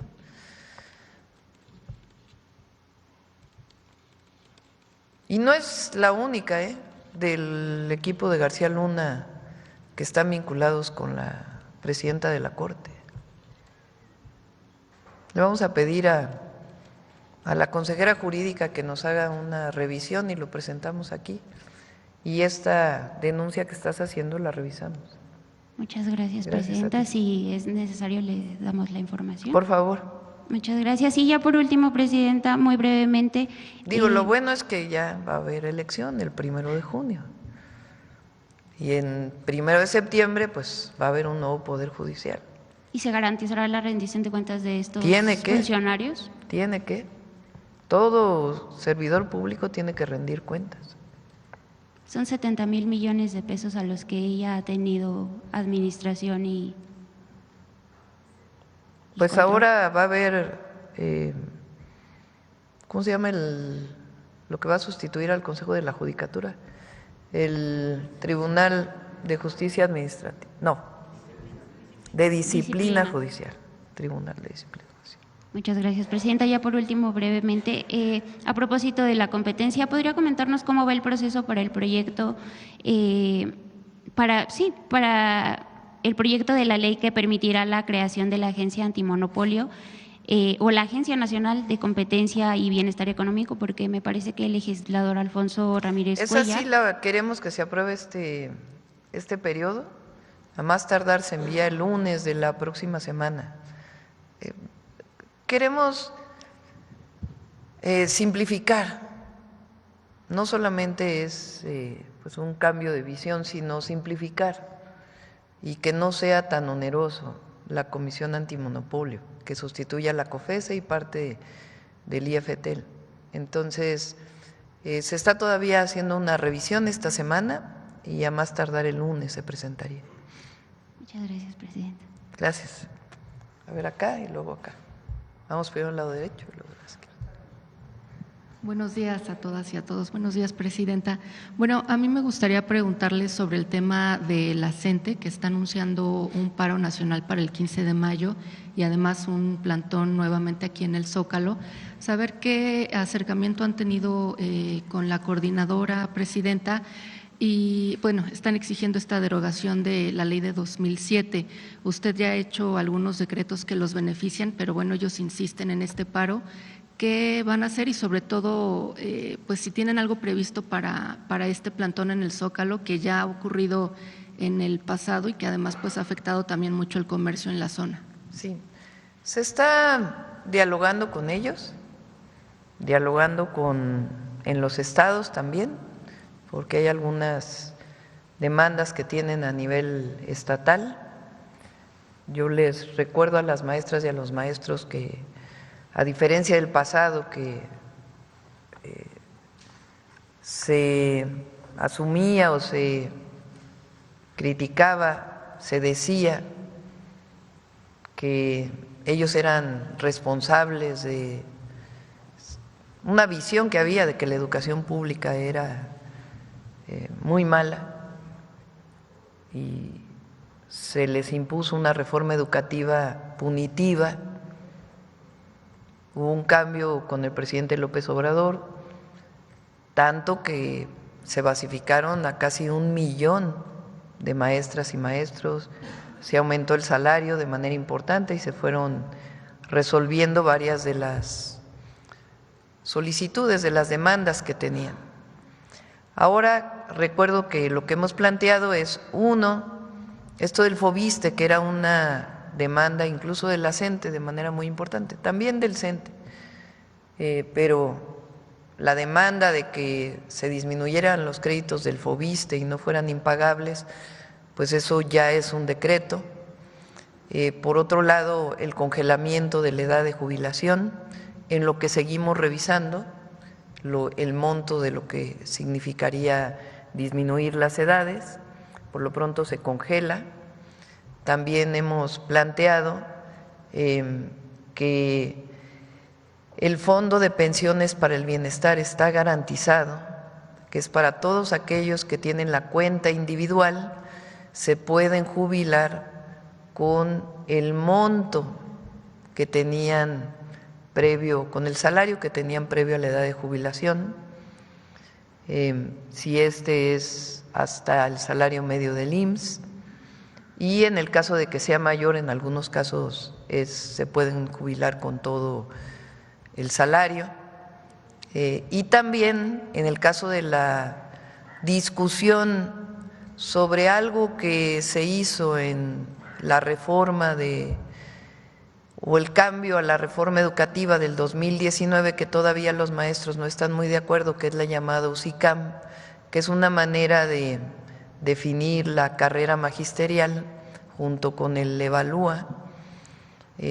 Lo que estamos planteando es que no sea nada más en las reuniones con la CENTE o con el CENTE, con las cúpulas sindicales, que decidamos eso, sino que nos vayamos a platicarlo con las maestras y los maestros escuela por escuela, para saber qué es lo que más les afecta a los maestros y qué es lo que ellos quieren.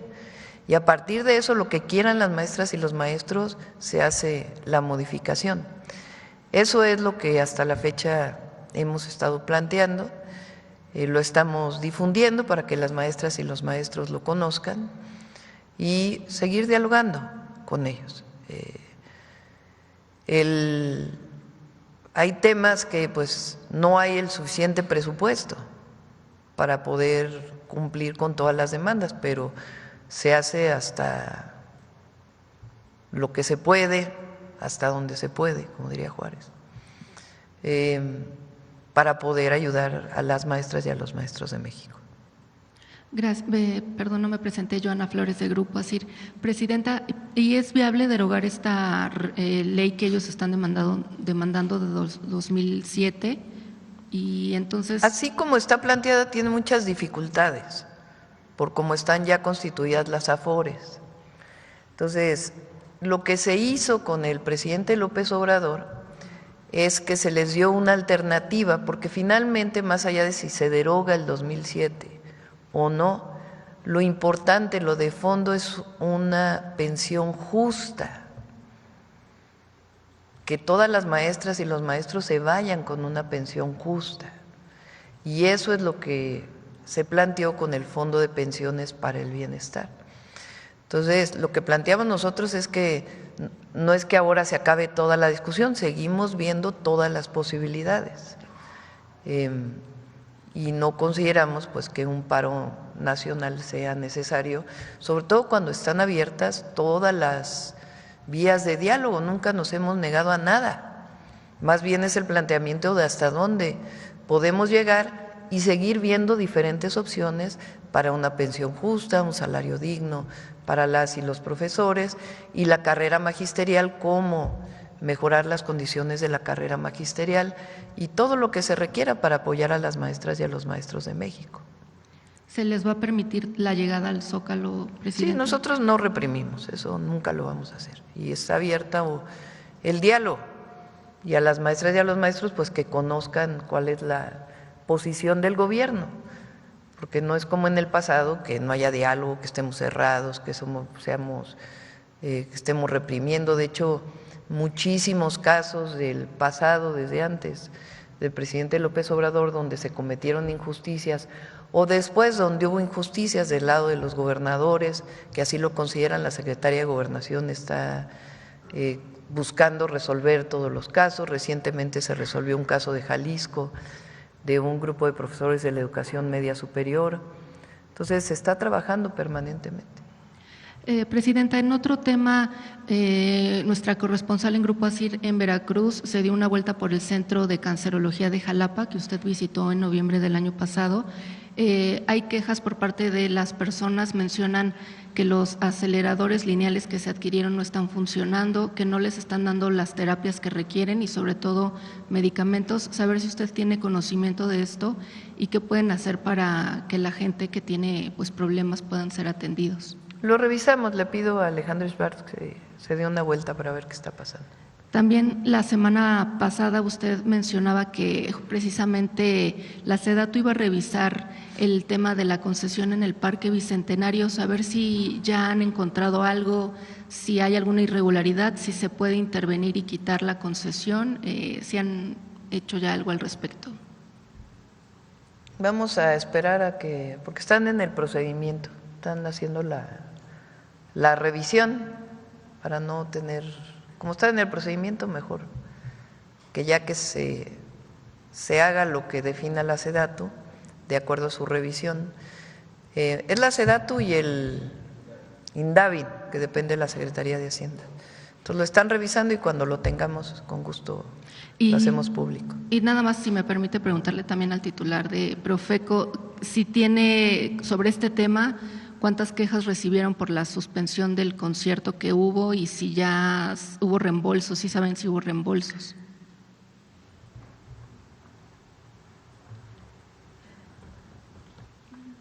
Muchas gracias. Buenos días. No ha habido ninguna queja porque todavía está la ventana de reembolso abierta. Lo que sucedió fue que, como es un evento organizado en un lugar diferente al que administra la boletera es boletera, también organiza y también tiene concesiones. En este caso no es así, entonces es una empresa la boletera, es otra empresa quien tiene la concesión del espacio y es otra empresa que organiza el evento. Entonces los boletos se distribuyen entre estas partes. Entonces en internet los responsables de la devolución es la boletera. En los lugares que opera la boletera físicos como taquillas de estos lugares también, pero en el caso del Bicentenario es el Parque Bicentenario y los trabajadores de la empresa que tiene la concesión quienes tienen que devolver los boletos. Entonces el proceso inició bien, el único lugar en donde no había iniciado la devolución fue el Bicentenario porque tenían la suspensión del gobierno de la Ciudad de México. Entonces, hablamos por teléfono con la gente del INDAVI y con la gente de la Ciudad de México para decirles, oigan, ya está abierta la ventana de devolución, pueden hacer un espacio que permita la ley para que los trabajadores puedan entrar a la taquilla del Bicentenario para iniciar el proceso. Entonces ya empezó, fue a partir del 9 del 9 pasado, y así se van a tener que seguir por lo menos 2 meses para la devolución. Entonces vamos a estar muy pendientes y hacer el llamado a quienes no les hayan devuelto sus boletos, que nos contacten y de inmediato los atendemos. Gracias. Okay, muchas gracias. Buenos días. Gracias. Vamos por acá ahora. Bueno, aquí, breves para que… Ya vamos. Buenos días, presidenta. Buenos días, servidores públicos, funcionarios, funcionarias. Buenos días a todas y todos. Sósimo Camacho, de Luces del Siglo y del programa Luces Mañaneras.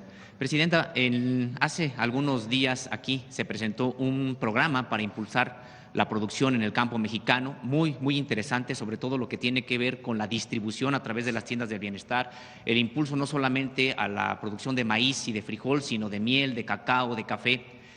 Sin embargo, presidenta, generó ciertas dudas el que algunas de las metas de producción, por ejemplo, de maíz y de frijol, que incluso son las más altas para el actual sexenio, es decir, de 2030, resultan inferiores a lo que ya se alcanzó en el sexenio de Andrés Manuel López Obrador. De manera concreta, se espera que haya 25 millones de toneladas de producción de maíz en 2030, cuando ya en 2023 tuvimos 27.5. También en el asunto del propio… Es maíz blanco, ¿eh? Sí, de maíz blanco. Y en ese sentido, la Pero duda… Pero yo creo que ahí traes el dato equivocado. Si quieres le decimos al doctor Verdeguer que nos pueda dar toda la información. Sí, claro. Se puede revisar precisamente porque es pública toda la producción que se ha generado en este sentido.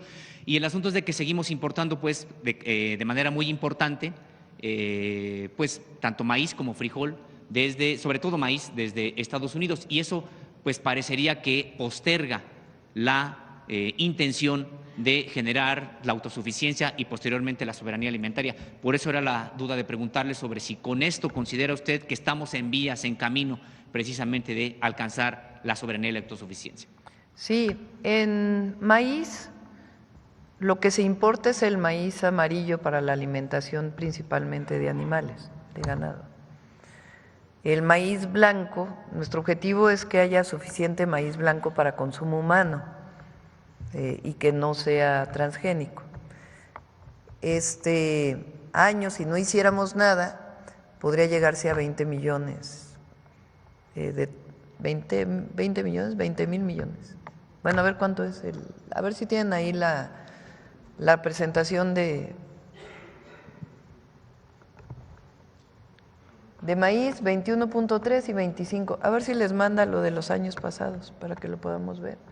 De frijol de 730 a 1.2 millones, 1.2 toneladas, 1.2 millones de toneladas, 1.200.000 toneladas.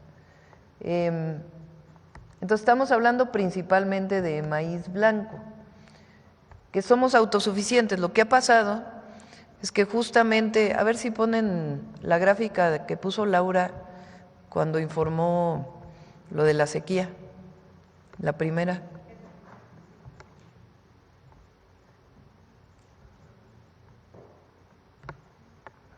El mayor productor de maíz es Sinaloa. Y Sinaloa, Sonora, que produce maíz, pero también trigo y otros granos, han tenido una sequía muy importante. Entonces, si ustedes ven, pues la sequía principalmente está en Sonora, Chihuahua, Coahuila, una parte, Durango, Sinaloa. Entonces, la sequía ha provocado pues una disminución de la producción de maíz.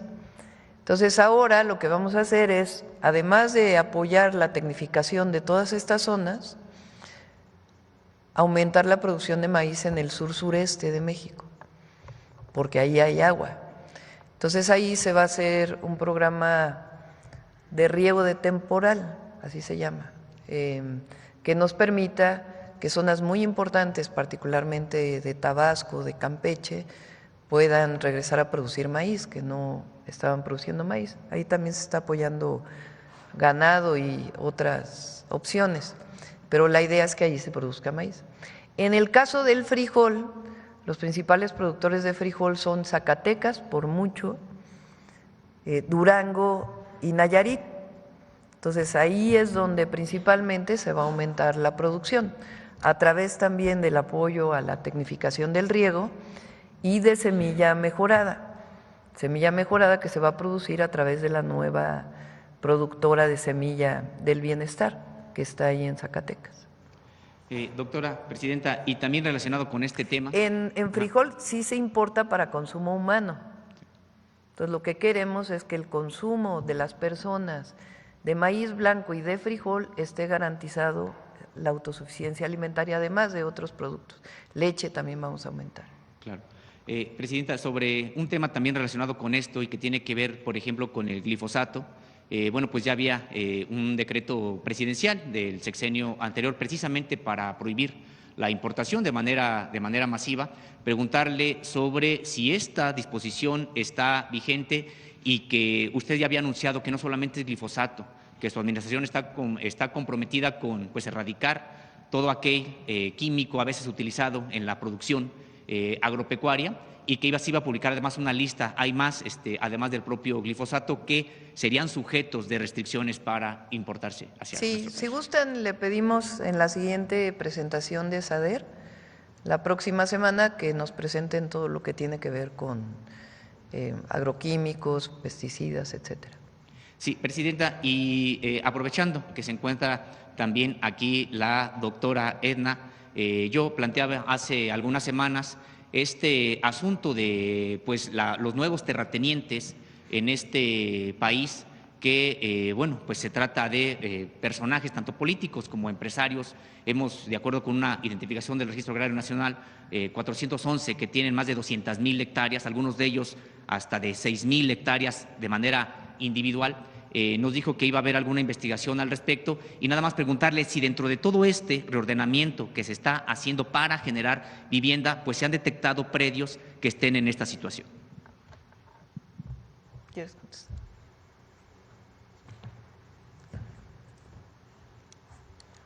Respecto al primer punto, buenos días, hemos avanzado muchísimo. Efectivamente hay datos que nos muestran el lamentable acaparamiento de tierra en distintas zonas. Sin embargo, queremos también ser muy cautelosos porque involucra a ejidatarios comuneros y no queremos afectarlos. Entonces estamos haciendo esta investigación, este trabajo que se inició en años pasados con el Registro Agrario Nacional y queremos presentárselo a la Presidenta para tomar medidas muy contundentes, pero sobre una base sólida y no especulación, porque también es cierto que hay mucha especulación en la información. Y respecto del segundo punto, no hemos llegado a ese paso porque hemos trabajado sobre la donación de predios, propiedad federal, estatal y municipal, y más adelante algunos también ejidatarios nos han hecho la propuesta cuando están ya en dominio pleno sus tierras para incorporarlo al programa de vivienda. También estaremos analizando por costos, ubicación, si es lo más conveniente, y también en el caso de regularización de terrenos de origen ejidal o comunal que puedan incorporarse a través de la adquisición con las comunidades, esa es otra vía. Entonces, sobre el tema de suelo, territorio, sin duda es lo más complejo en este país, pero estamos avanzando de manera sustancial. Muchas gracias. Presidenta, finalmente, bueno, pues tuvo lugar precisamente elecciones el día de ayer en Ecuador, donde, bueno, pues hay quien se asume ganador y también quien no reconoce, pues, este proceso por las irregularidades que se presentaron. Si tiene algún comentario sobre este proceso en un pueblo hermano como el ecuatoriano el día de ayer. Sí, pues vamos a esperar. Luisa, la candidata, ya no reconoce el triunfo de Novoa. Entonces vamos a esperar. Gracias. Sí, a ver acá. No te da. Ya, yo creo que va a ser. Muchas gracias. Aquí y acá y ya cerramos por hoy. Presidenta, porque falta buenos humanismo días. mexicano, el zapatismo. Ajá. Soy Teremora Guillén, corresponsal del canal de las noticias en televisión abierta en Chihuahua y en Baja California, así como a nivel nacional en plataformas digitales.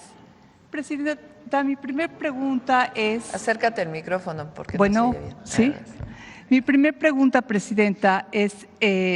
han surgido en redes sociales a últimas fechas distintas quejas de migrantes ilegales radicados desde hace varios años en los Estados Unidos. Indocumentados. De indocumentados. Las personas no somos y ilegales. han dejado de manifiesto la falta de acciones para la protección consular y la asesoría legal. ¿Cómo garantizará la Secretaría de Relaciones Exteriores una mejor operación de la red consular para apoyar a nuestros paisanos, a nuestros connacionales? Sí, se está haciendo una revisión muy profunda, ya lo hemos mencionado aquí varias veces, y yo creo que antes de que termine el mes de abril ya podemos presentárselas. La idea es que pues puedan tener todo el apoyo nuestros paisanos. Muy bien, Presidenta. En Ciudad Juárez, Chihuahua, aún se encuentran parados ciudadanos venezolanos, colombianos y cubanos que ante la vigilancia de ambos lados de la frontera no se arriesgan a cruzar a los Estados Unidos. ¿Qué acciones se tiene contempladas para motivarlos a regresar hacia el sur y en particular a sus ciudades de origen? Es permanente el trabajo con ellos por parte de Migración, de Bienestar, también hay albergues especiales que tiene Bienestar, con la idea pues de apoyarles para que puedan regresar a sus países y si no, pues ver otras opciones en nuestro país. Presidenta, por último le preguntaría, con la reciente visita que tuvo con la CEO de Citibanamex, hablaron de si México podría adquirir Banamex y cuál sería el futuro del Fondo Cultural Banamex. Todavía están ellos en ese proceso, ya se separaron, Citi de Banamex, y hasta terminar el año todavía están viendo pues sus posibilidades. Hablamos con Citi, ya no hablamos con Banamex.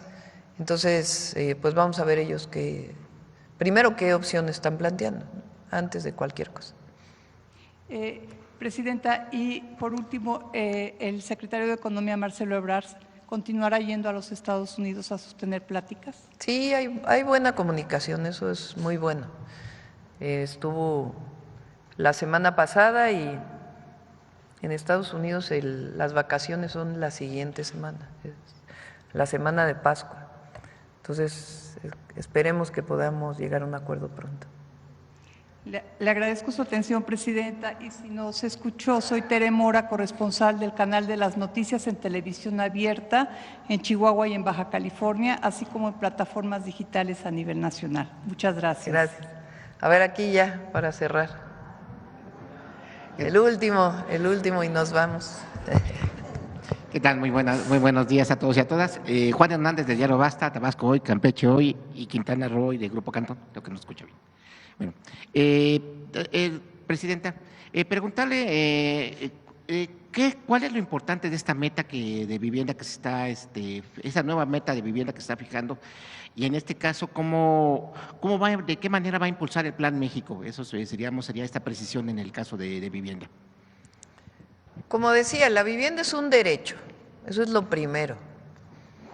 Nosotros queremos, nuestro objetivo, nuestra visión, nuestro sueño es que todas y todos los mexicanos tengamos acceso a una alimentación saludable, tengamos acceso a un salario justo, tengamos acceso a la tierra y que podamos vivir de ello, tengamos acceso a la educación pública, desde preescolar hasta universidad, tengamos acceso a la salud y tengamos acceso a la vivienda, que son los derechos mínimos, además establecidos en la Constitución Política de los Estados Unidos mexicanos. Queremos que todas y todos los mexicanos tengan lo indispensable y además que sean felices, que eso les permita poderse desarrollar plenamente y que sean felices, y para eso hay democracia y libertades, acceso a la cultura. Esa es nuestra visión, y por eso este Programa Nacional de Vivienda para el Bienestar tiene ese objetivo: darle a las y los mexicanos que menos ganan el acceso a la vivienda.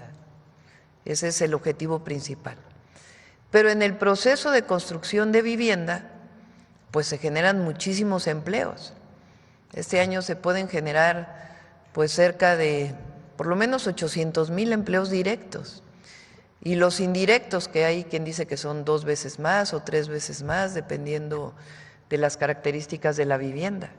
Entonces, obviamente, pues eso significa crear, fíjense, 800,000 trabajos, empleos más formales, pues evidentemente eso impulsa toda la economía, porque cuando hay empleo pues se genera y buen salario, pues evidentemente eso impulsa la economía. Entonces, por eso tiene que ver con el bienestar, con los derechos del pueblo de México y con el impulso a la economía desde abajo, que siempre ha sido nuestra visión. Bien, perfecto, doctora, perdón, vicepresidenta. Y bueno, 2 últimas preguntas. Uno, este fin de semana estuvieron muy activas las redes sociales, por un lado con una fake news, en donde se hablaba de que el expresidente Andrés Manuel López Obrador pues ocupaba ahí un jet privado. Eso es por un lado, y por el otro lado, pues… Así que luego salió que era el jet del rey de España. De España, exactamente, ¿no? Bueno, es que leí una publicación que decía: contando 6 meses y el silencio de López Obrador. ¿Cómo les molesta que haya tomado una decisión y que la cumpla? Que es el retirarse de la vida pública. Ya esperamos que muy pronto podamos acceder a su primer libro, porque van a ser varios, eso sí me enteré, a su primer libro sobre el humanismo mexicano, para que podamos pues seguir conociendo sobre el pensamiento del presidente López Obrador. Pero dicen que en el avión se fue a Cuba. Así es. Que, bueno, no sé qué dieron itinerario de inventos. vuelo, matrícula, o sea, dieron detalles, pero a la hora de la hora precisamente es el… pero había otro expresidente que andaba en yate. Exactamente. Que decía que no tenía trabajo. Exactamente. Que estaba en la pobreza. Entonces, que vivía en Madrid, quién sabe con qué recursos, pero ahora ya se le vio en un yate, no sé quién, pero sí vi el video. Ese tipo de situaciones, ¿qué impresión le da? ¿Cuál es su opinión de estas dos, extremos, ¿no? Por un lado, la mentira reproducida por un… Vamos a llamarle… Pues es que el conservadurismo siempre ha sido muy hipócrita. Esa es la verdad. Entonces, tienen un expresidente conservador que además dejó la guerra contra el narco, que llegó a la presidencia con un fraude electoral. Es más, ni expresidente se debería llamar. Digo, sí ejerció la presidencia, pero fue un presidente espurio, porque llegó con un fraude electoral a la presidencia de la República. Y como entonces, y ahora goza de andar en yate. Y no solamente él, también estamos hablando frente a un presidente legítimo que está en el corazón del pueblo de México y que hizo un compromiso que era retirarse de la vida pública hasta que se publicaran sus libros, por lo menos que se conocieran sus libros. Pues 2 proyectos de nación, 2 visiones, 2 personas completamente distintas. Y la verdad es que el pueblo de México ya los juzgó. De hecho, serían 4, 5, porque nada más, la pregunta iba enfocada Precisamente una está al lado el expresidente Andrés Manuel López Obrador y del otro lado Felipe Calderón Hinojosa, Enrique Peña Nieto, Ernesto Zedillo, que un tiempo estuvo muy activo, y luego Vicente Fox, también lo mismo, ahorita creo que ya se calmó, pero realmente son las dos visiones, son los dos extremos, ¿no? Sí, pero hay unos, por ejemplo, que siguen activos en la vida, que siguen opinando. O sea, que se atreven a decir que no hay democracia en México y que sí hubo democracia con ellos. Bueno, sí, eso sí ya es el colmo de la mentira. Y finalmente, sobre el caso de nada más es para que nos clarificaran, en el caso de los incendios forestales, no sé si nos pueden precisar cuántos de estos, si tienen el dato de cuántos han sido provocados, si ha habido pérdidas de vidas, y qué tanto ha afectado la sequía, el combatirlos. Eso sería todo. Muchas gracias. Bueno, eso y luego vamos a Humanismo Mexicano. El tema del número de incendios provocados no es certero.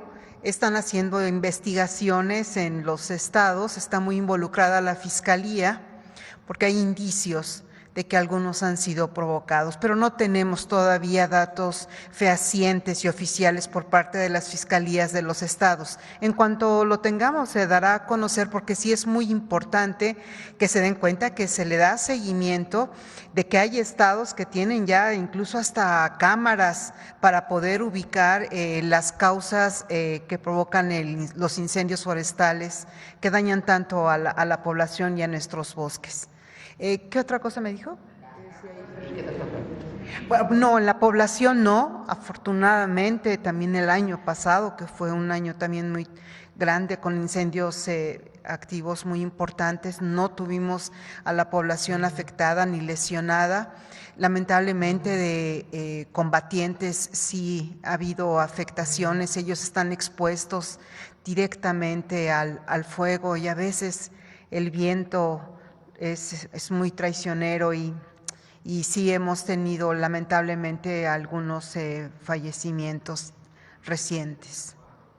En el momento, en este año, son 3 combatientes que han fallecido. Justo el día de ayer, Presidenta, en Oaxaca, uno de nuestros combatientes contratados por la CONAFOR resultó afectado y por las llamas. Sí, en efecto, es una de las razones más graves, más alarmantes. Todo el material combustible, es decir, la vegetación es muy seca y pues esto nos afecta directamente, los incendios se prenden más fácilmente. Sí afecta mucho el que haya sequía y que tengamos poca precipitación en lo que va del año, lo que comentaba en un principio. Gracias. Gracias, Presidenta.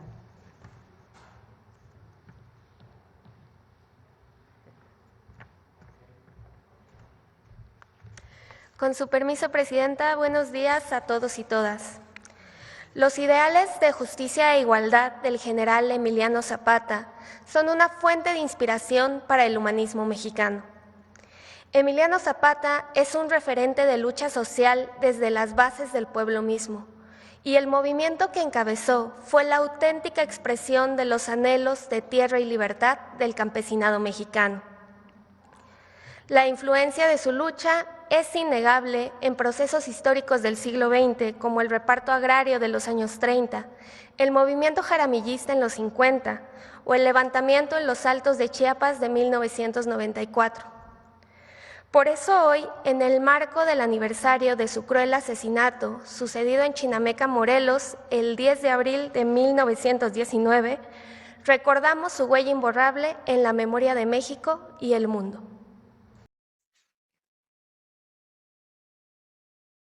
La Revolución Mexicana fue la primera revolución social del siglo XX y una de sus principales figuras es Emiliano Zapata.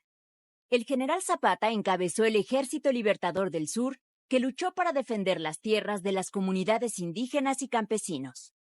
Emiliano Zapata representa lo más limpio de la lucha revolucionaria, encarna la honestidad y la defensa de los ideales. Nombrado por las comunidades de Morelos, Zapata luchó por sus ideales y los derechos de los pueblos, no por el poder. Su imagen ha acompañado a movimientos sociales en todo el mundo, pues representa el agrarismo, la lucha por las tierras, la justicia y la libertad. Junto al lema de Tierra y Libertad, Emiliano Zapata es la bandera de los campesinos que defienden la tierra y los recursos naturales. Su principal demanda, que la tierra sea de quien la trabaja, se cumplió con el profundo reparto agrario realizado por Lázaro Cárdenas. Fruto de la lucha del general Zapata, hoy la mitad del territorio nacional está en manos de indígenas, afromexicanos y campesinos. Zapata es símbolo de la resistencia indígena, las formas comunitarias de organización y de lucha. Convertido en ícono de movimientos sociales contemporáneos, acompaña luchas por reivindicaciones sociales y luchas contra el autoritarismo. Así Zapata acompañó a los estudiantes del 68, junto con Francisco Villa y Flores Magón, o a los obreros italianos que se opusieron a las políticas laborales del neoliberalismo. La comunidad mexicana y chicana en Estados Unidos adoptó a Emiliano Zapata como símbolo de identidad y como una manera de traer la memoria y las luchas, los héroes y las heroínas que nos han dado la patria. Zapata es ejemplo de una lucha ética y dignidad, por lo tanto, una de las fuentes del humanismo mexicano. Seguirá siendo referente de la lucha por la justicia y la igualdad, más allá de nuestras tierras mexicanas.